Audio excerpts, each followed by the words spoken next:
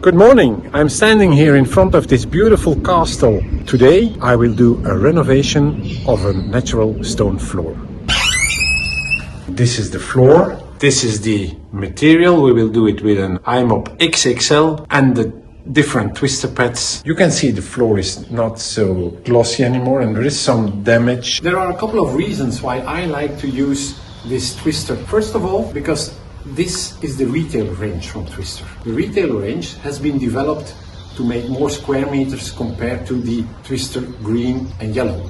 More square meters means less change of pads. And you can make more square meters because this pad contains twice as double diamonds compared to the green and the yellow. Second reason is the orange Twister pad is the most abrasive pad we have for i-mop. So this is the first step if you want to restore a natural stone floor. The orange pad will remove the biggest scratches. It will even your floor, it will make it smooth, but be careful because gloss will completely disappear.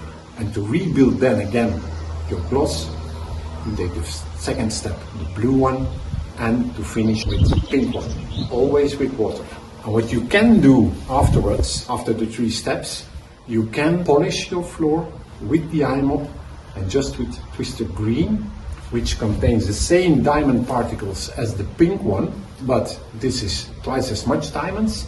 So the green pad is a little bit softer and is a perfect pad to polish your floor after you've done your restoration with the 3 retail pads. And for daily cleaning, just continue with Twister green and water. Just a tip, when you see that you have enough water on the floor, just turn your button and cut the water flow and just continue your steps. Once you have finished your 10 steps with the Twister orange, we need to vacuum all the slurry, and I like to use water again, and of course the orange pad, I leave it on the machine so it makes an 11th step, which is always good. Just another tip, remove the squeegee.